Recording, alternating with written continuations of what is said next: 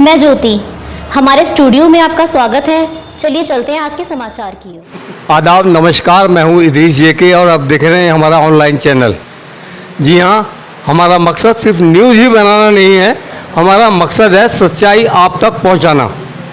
और आज हम मौजूद हैं जो हमारे क्षेत्र के बहुत ही चहेते हाजी खुशनूद जो पार्षद हैं, जी हाँ, उनकी बेगम हैं पार्षद, और ये सबीला बेगम जी, और ये जो हैं उतनी अच्छी रहबरी कर रहे हैं कि मात्र 6 महीने हुए हैं, लेकिन क्षेत्र में ये चर्चा है कि अगली बार भी हाजी खुशनूद यानी सबीला बेगम ही बनेगी। तो ऐसा क्या कारण है जनाब? आपका स्वागत है हमारे चैनल में। देखिए, सबसे पहले मेरी मुस्तफ़ाबाद की आवाम, मेरे बुज़ुर्ग भाई बहनों, सभी को अस्सलाम वालेकुम। सबसे पहले तो बड़ी खुशी की बात है कि अभी बहुत बड़ा त्यौहार हमारा ईद उल अज़हा गुज़रा है और अल्लाह पाक का बड़ा करम है कि बड़े अमन व अमान से, बड़े सुकून से, बड़े भाईचारे के साथ ये हमारी कुर्बानी का त्यौहार अल्लाह ने गुज़रवा दिया है। और मैं तो इस बात की मुबारकबाद देता हूँ अपने सभी मुस्तफ़ाबाद के लोगों को कि इतनी भाईचारगी के साथ ये त्यौहार हमने मनाया है। कुर्बानियाँ हुई हैं, तादाद से कहीं ज़्यादा कुर्बानी होने के बावजूद भी किसी तरह की कोई बदअमनी, किसी तरह की भी कोई इख्तलाफ भूल जाऊँगा। एक बात ऐसी है कि किसी भी साल इतनी अच्छी सफाई व्यवस्था नहीं हुई। क्या आपका अनुमान था कि आप इसको कवर कर पाएंगे? देखिए, ये सिर्फ हमारे लोगों की दुआ और अल्लाह का करम, जो मुझे दुआओं से हिम्मत मिली, साथ ही साथ जो हमारे नेता पूर्व विधायक जनाब हसन अहमद साहब, जिन्होंने मुस्तफ़ाबाद में पहले बड़ा काम करके दिखाया, उनसे हमें बड़ी हिम्मत मिलती है, बड़ा मोटिवेशन मिलता है। उनके सारे ही ये देख रेख से, उनकी सरपरस्ती में हमने सब ये किया है और अल्लाह का करम है कि हम इसको कर पाए हैं। हमें भी उम्मीद नहीं थी कि हम कैसे करेंगे इसको, बड़ा सोच करके डर लगता था। जब मैं कुर्बानी से 2 दिन पहले गुजरता था गलियों में, तो ऐसा लगता था कि मुस्तफ़ाबाद के अंदर, हर गली के अंदर ऐसा लगता था कि ना जाने यहाँ पर मवेशियों का मेला लगा हुआ है। जी, इतने जानवर बंधे हुए थे, बकरे, भैंसे और अपना वो छोटे जानवर, मतलब इतने बंधे हुए थे कि डर लगता था देख करके, सोच करके कि ये सब कुर्बानियाँ इसी वार्ड में होंगी, अल्लाह कैसे होगा। लेकिन अल्लाह का करम है कि वो सब बड़े आसानी से हमने कर दिखाया, अल्लाह ने करवा दिया। आपकी दुआ की बरकत से, सब लोगों की दुआ की बरकत से हमें हिम्मत मिली और अल्लाह पाक ने सब हमारा काम बड़ी आसानी से करा दिया परवरदिगार ने। जी, एक ऐसी बात मैं आपको बता दूं कि कभी भी इतना टाइम हो गया, 10-20 साल हो गए, किसी भी पार्षद ने ऐसा चौड़ाकरण, जो एक मुस्तफ़ाबाद की 25 फुटा जो है वहाँ मार्केट में निकलने को जगह नहीं थी, लेकिन एक ऐसे ये पार्षद रहे हैं जिन्होंने उस जगह पर काफ़ी अमन व अमान और रास्ता खुला कर दिया। उसमें कितनी परेशानी आई ये बताइए आप। देखिए, जो 25 फुटा रोड है, मैं अक्सर पहले से बड़े ज़माने से देखता था कि वहाँ पर बड़ी भीड़ भाड़ रहती है।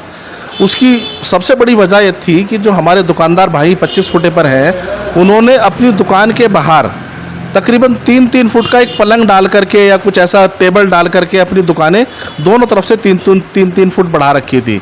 अब उसमें 6 फुट तो जगह कम हो गई है।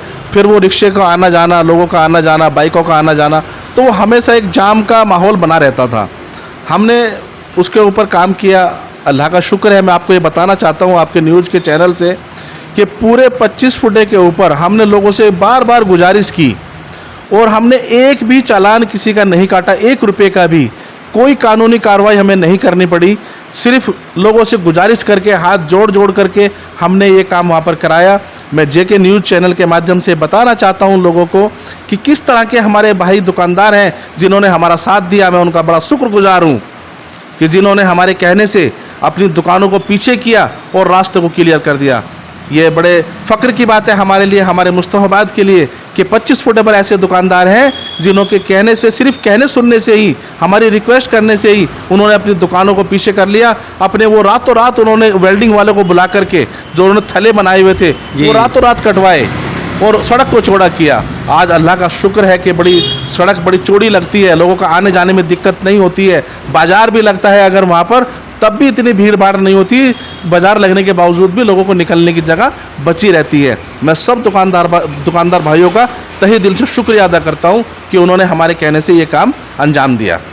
और एक बहुत बढ़िया अच्छी बात है सफाई व्यवस्था की, जो नाले अटे पड़े हुए थे, इन्होंने बरसात से पहले उन नालों को इतना साफ करा दिया कि आज पानी कहीं रुकने का नाम नहीं ले रहा। नाली सफाई करने में कितनी परेशानियाँ हैं, नाले इतने बड़े। देखिए, जहाँ तक आपने बात की नालों की, मैं आपको बता दूं कि हमें आए हुए सिर्फ अभी 6 महीने हुए हैं जी। मुझे नहीं मालूम पिछले वक्त में कितने दिन में साफ़ होता था, मैं कोई टिप्पणी नहीं करना चाहता जी।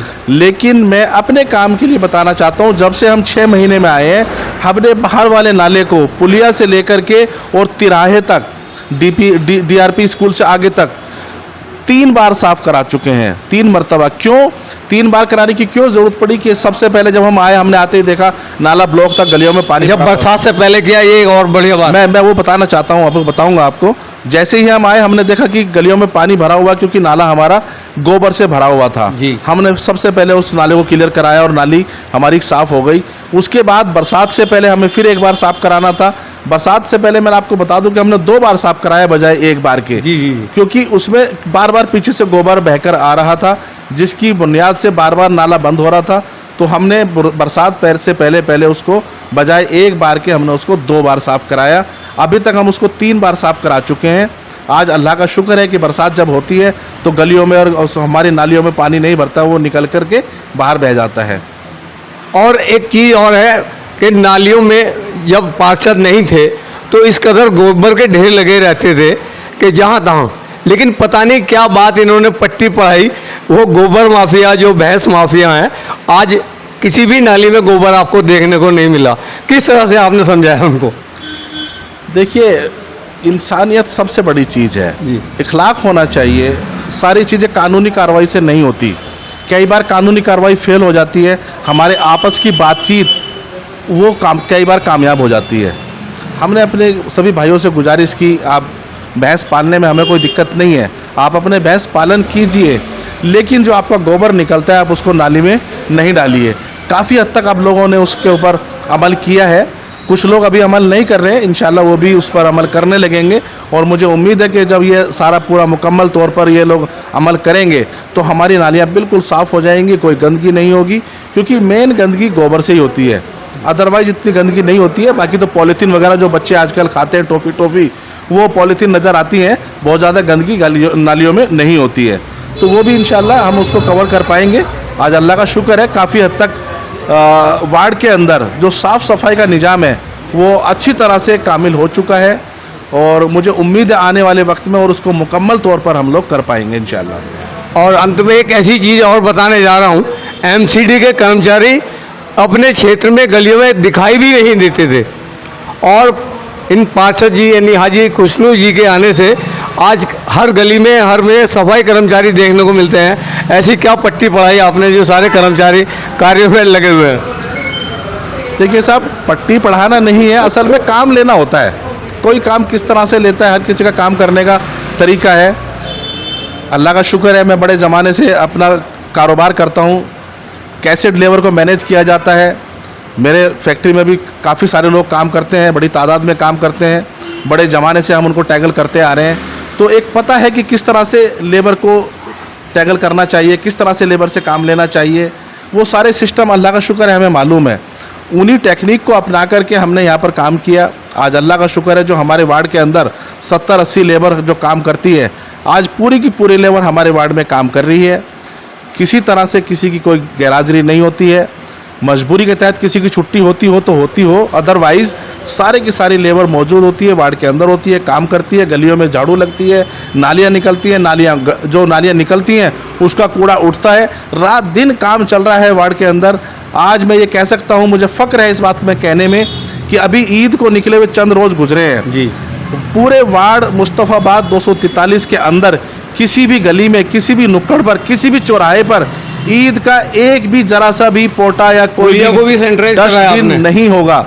और मैं ये भी आपको बता दूं कि जो हमारा ढलाव घर है, जहां पर हमने ये सारा इकट्ठा करके वहां से उठवाया है, जो मुस्तफ़ाबाद ब्रजपुरी की पुलिया पर ढलाव घर है, जो ब्रजपुरी का भी है, मुस्तफ़ाबाद का भी है और नेहरू विहार का भी है, 3-4 वार्डों का ये ढलाव घर है। उसको मैंने वहाँ पर खड़े होकर के 3-3, 4-4 बजे तक रात में क्लियर कराया है, और लास्ट के दिन जब निकलना आखिर मुश्किल हुआ, था बदबू के मारे वहाँ। मैं यही बताना चाहता हूँ, जब पहले दिन वहाँ पर जाम लगा और जब बुरा हाल हुआ तो मैंने एसएचओ साहब को कॉल किया। मैं अपने एसएचओ साहब दयालपुर थाने के जो एसएचओ हैं अतुल त्यागी जी, मैं उनका शुक्रिया अदा करना चाहता हूँ कि इतनी बदबू में, इतनी गंदगी के अंदर मेरे साथ 1.5 घंटा वो वहाँ पर पुलिया पर खड़े रहे। मैंने कहा सर मास्क तो लगा लीजिए। उन्होंने कहा यार जब आप बिना मास्क के खड़े हो तो हमें क्या मास्क की ज़रूरत है, हम भी ऐसे ही खड़े रहेंगे। आखिर खैर मैंने उनको बाद में कह सुन करके मास्क लगवाया कि सर हम तो झेल लेंगे, आपके लिए बड़ा मुश्किल हो जाएगा, आप मास्क लगा लीजिए। मैंने उनको मास्क लेकर दिया, बराबर में दुकान थी, उन्होंने मास्क लगाया। तो बताना मैं चाहता हूं कि हमारे अतुल त्यागी जी जो एसएचओ हैं दयालपुर थाने के, पहले दिन 1.5 घंटा वहां पर खड़े रहे, पूरा ट्रैफिक को सुचारू रूप से चलवाया और हमारी सफाई व्यवस्था थी उसको पूरा जायजा लिया और उससे पूरा संतुष्ट हुए कि आप जो काम कर रहे हैं हमें उम्मीद है कि आप बिल्कुल टाइम से ये सारा काम कर पाएंगे। और इंशाल्लाह ये उन्होंने हमारा मोटिवेशन हमें किया और हमें उस पर काम करने पे हमें हिम्मत बढ़ाई। तो अल्लाह पाक का करम है कि हम सब ये काम कर पाए और अल्लाह का शुक्र है कि उसके बाद जब मुकम्मल तौर पर हमने काम कराया तो पूरे वहाँ पर जो एरिया था जहाँ पर हमारा मलबा पड़ा हुआ था, जो कुर्बानी का निकलता है वेस्ट, उस पूरे एरिया को हमने सैनिटाइज कराया। कई मशीनें बुलवा करके उसमें केमिकल डलवा करके पानी के अंदर उसको प्रेशर से हमने उसको साफ़ कराया सड़क को, जिससे कि वहाँ पर फिसलन ख़त्म हो जाए, क्योंकि कई बाइक वहाँ से फिसल रही थी। उसके साथ साथ जहाँ जहाँ पर हमारी डस्टबिन रखी हुई है वार्ड के अंदर, 25 फुटे पे 22 नंबर में खेत वाली गली के पास हमारी डस्टबिन रखी हुई है, 9 नंबर पे रखी हुई है, बाबूनगर में 2 जगह रखी हुई है। जहाँ जहाँ पर भी हमारी डस्टबिन रखी हुई थी वहाँ पर लोगों ने अपनी कुर्बानी की वेस्ट रख दी थी, इसलिए वहाँ से हमने साफ़ करा करके उस जगह को भी सैनिटाइज कराया। उस जगह को भी चारों जगह हमने वार्ड के अंदर पूरा धुलाई करा करके बिल्कुल साफ़ कराया, जिससे कि किसी भी तरह की बदबू ना हो, कोई बीमारी का प्रकोपन ना हो, किसी तरह की कोई दिक्कत ना हो। अल्लाह का शुक्र है कि आज हम ये काम पूरी तरह से मुकम्मल कर पाए। इसी के साथ साथ मैं फिर से एक बार अपनी पूरी मुस्तफ़ाबाद की आवाम का शुक्रिया अदा करना चाहता हूँ, जिन्होंने हमारे साथ पूरा ताउन किया, पूरा सहयोग दिया। सड़कों पर अपना ये जो वेस्ट निकलता है नहीं फेंका, जो हमने गाड़ी लगाई थी एमसीडी की, जो हमने प्राइवेट ट्रैक्टर लगाए थे, हमारे 6 ट्रैक्टर चल रहे थे, सिर्फ उन्होंने कूड़ा उसी में डाला। तो ये बड़ा उनका एहसान है मेरे ऊपर, पूरी आवाम का, जिन्होंने मेरा इस बकरा ईद के मौके पे साथ दिया। और मैं शुक्रिया अदा करता हूँ अपने नेता जनाब हसन अहमद साहब का, जिन्होंने हमारी सरपरस्ती की, हमारे जनाब अली मेहदी साहब का, जिनके रहबरी में हमने ये काम करके दिखाया। आज अल्लाह का बड़ा शुक्र है। मैं एक बात आपके सामने और बोलना चाहता हूँ।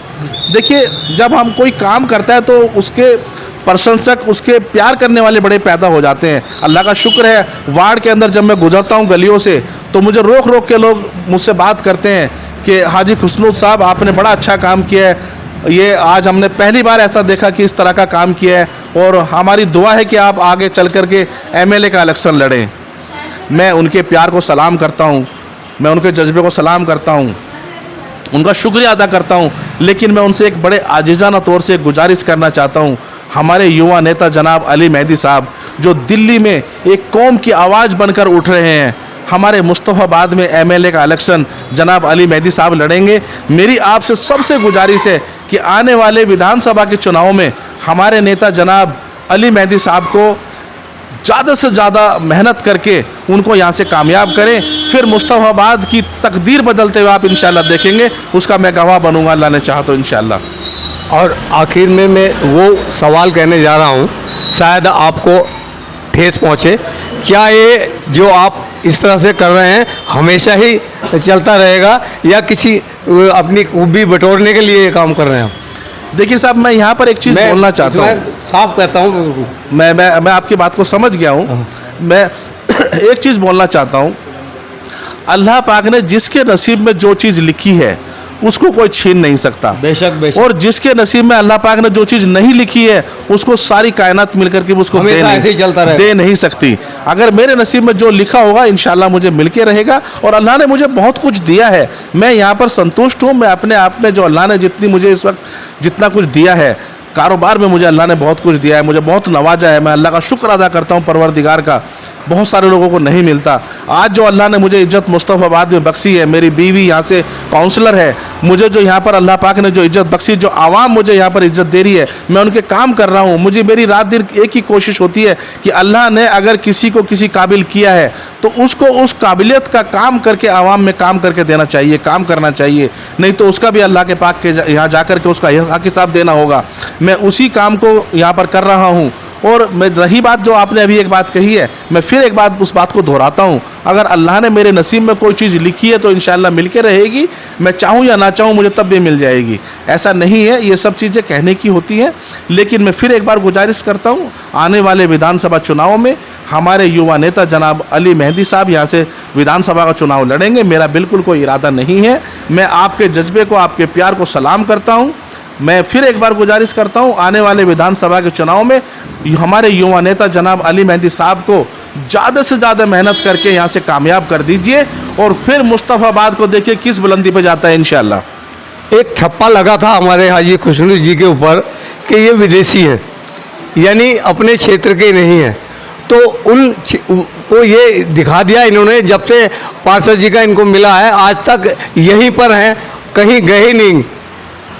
ठप्पा लगा था आपको। देखिए ऐसा नहीं है। मुस्तफ़ाबाद मेरे बुज़ुर्गों की ज़मीन है। मेरे सारे रिश्तेदार, मेरी ससुराल यहीं पर है दिलशाद मस्जिद पर, मेरे मामा नाना यहीं पर रहते हैं अकबरी मस्जिद पर, और मेरे चाचा यहीं पर रहते हैं। मतलब मेरा पूरा ख़ानदान यहीं पर है। मैं मुस्तफ़ाबाद में बड़े ज़माने से यहीं पर जुड़ा हुआ हूँ। और आज अल्लाह का शुक्र है, इस इलेक्शन से पहले से, इलेक्शन से 4 महीने पहले से मैं मुस्तफ़ाबाद मानसिंह नगर गली नंबर 19 में रहता हूँ। यही मेरा मकान है। नीचे ऑफिस है, ऊपर मकान है। मेरी बीवी, मेरे बच्चे, मैं यहीं पर रहता हूँ इलेक्शन से 4 महीने पहले से, और आज भी यहीं पर हूँ, आप ही के बीच हूँ। जिस वक्त भी आपकी ज़रूरत पड़ेगी 24 घंटे आपके बीच हूँ। मैं यमुना विहार में रहता हूँ या मुस्तफ़ाबाद में रहता हूँ, ये सब चीज़ें बाद की हैं। मुझे जिस वक्त आवाज़ आप देंगे, जिस वक्त आपको मेरी ज़रूरत महसूस होगी, किसी भी वक्त मैं आपके बीच इंशाल्लाह खड़ा मिलूँगा। आप देखेंगे मुझे, कभी आजमा के देखिए, किसी भी वक्त आप देखेंगे जब मेरी ज़रूरत महसूस होगी आपको, मैं आपके साथ खड़ा मिलूँगा इंशाल्लाह। तो अभी आपने सुने आपके अपने चहेते पार्षद हाजी खुशनू जी के विचार, और देखते रहें, क्योंकि हमारा मकसद है सिर्फ सच्चाई आप तक दिखाना। देखते रहें हमारा ऑनलाइन चैनल। धन्यवाद। हमारे चैनल में आपका स्वागत है। कृपया लाइक व सब्सक्राइब